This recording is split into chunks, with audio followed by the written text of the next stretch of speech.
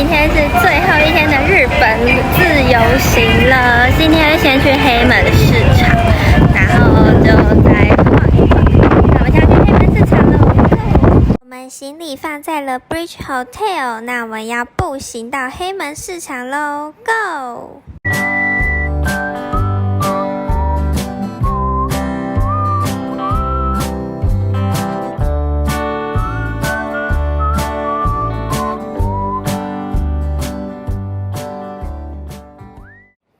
因为还没吃早餐，所以来喝豆浆啦。这间有80年的历史，超级浓郁的啦。那再来是看到可颂店里面的料也是超多的哟。那因为前几天都没有吃到烤螃蟹脚，所以就来试看看。那我们是点了一个蟹脚。那它盐味也很浓，而且海味超重，超好吃，配上日本的美乃滋，咸咸甜甜的，真的是一击棒。那这个其实跟烤蟹脚的钱是一样的，那里面有很多马铃薯来调味。那如果想要吃蟹黄，可以点单纯蟹黄的哦。在日本已经好几天都没有吃蔬菜水果了，在黑门市场里看到一家超市，就决定进来逛一逛啦。那这是它的海鲜，其实如果在日本住的话很好入手哦。那我是看中它的水蜜桃，超级大颗的啦，比我的手还大。那它其实外面都没有伤痕，而且台币比拉拉山还要便宜耶，真的是不知道在便宜什么。那我们当场就有切开来吃，里面的店家人也很好，有借我们水果刀。那也要日本来就绝对不能够错过的是关东煮啦。那它关东煮的东西都很大，而且其实不会很贵，就跟 Seven 比起来。那这个还蛮特别的，下面是玉子烧，上面是鳗鱼，然后点了一个烤饭团，因为日本的饭团看起来就还蛮好吃的，而且有棱有角。来到今天的重头戏，黑银生鱼片。那这里的生鱼片大概就是4000到7000日币的价格左右。那它就是现切给你吃，它的鲑鱼量比较少，尾鱼比较多。那它尾鱼也有介绍它各种不同的部位，还有吃法。那我们就是有点一个鲑鱼，因为我比较喜欢吃鲑鱼，但其实它的尾鱼我也可以接受。我平时在台湾是不喜欢吃尾鱼的人，在黑门市场竟然觉得还蛮好吃的，而且它都是现做现包的，而且位置只有一点点，如果你要吃只能等，它不接受你外带，所以后面其实已经大排长龙了。那大家欣赏一下师傅的手艺吧。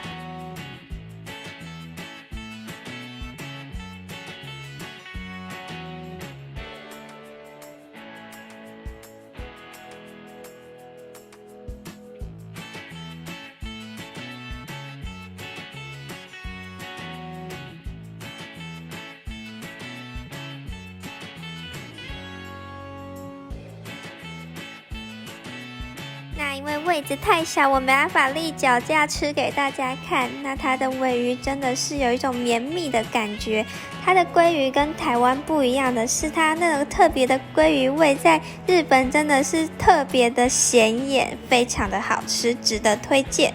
那我们在里面有看到河豚，那老板跟我说都是从这边杀来的，但我没看到。那因为没有吃过，所以来尝鲜看看啦。那这一盘是1700，旁边一条一条的，老板说是河豚的皮，我觉得皮比肉好吃。那这是用真的河豚做成的哦。黑门市场的东西真的超好吃，而且超便宜，那水蜜桃也超级大颗。我应该第一天就去的，想到最后一天应该很累，就排个逛街行程。那我们现在要去电器行看看，因为感觉日本东西很便宜，而且还有折价券。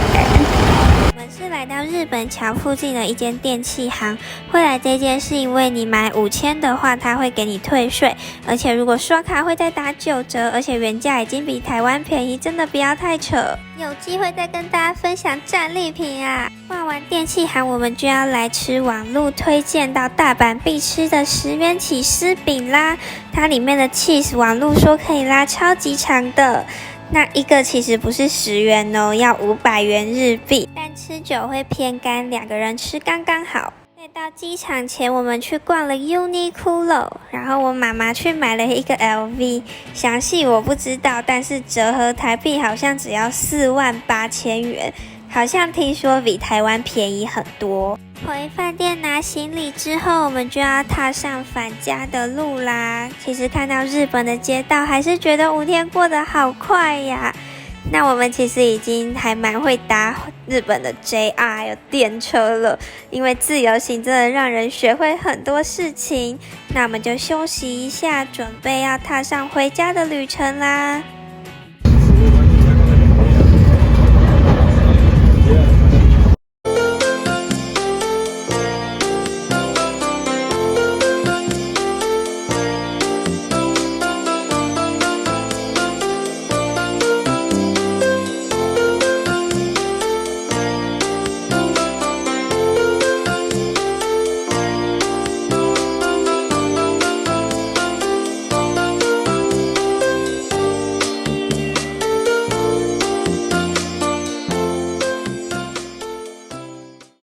机场了，现在是日本时间的4点，我们是6点半的飞机，那就逛一下机场就回家喽。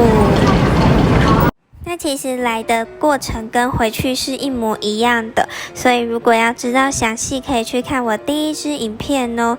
那其实机场已经很多人都在托运行李了，我们还排超长。当地的星巴克有很多日本的纪念碑，我们买了1个。这边有特别的地瓜新冰乐，买来喝，吃完就觉得日本东西好甜哦。1个小时登机就逛一下商店街，但是它跟他们比起来小超级多的。关西机场里面的商店街真的还蛮小的，逛完离登机时间还有20到30分钟，哈哈。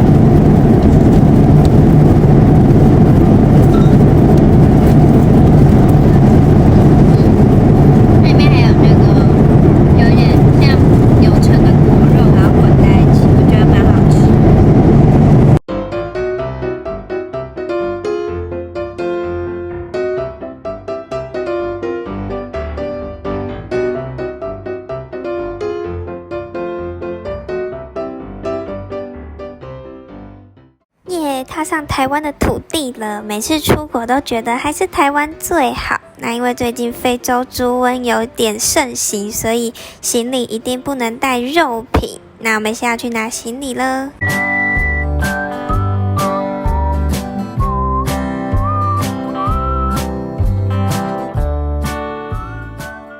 那我们大阪自由行 Day 5的影片就到这里结束啦。如果喜欢，记得帮我按赞、订阅、加分享咯。我们下一支影片见啦，大家拜拜。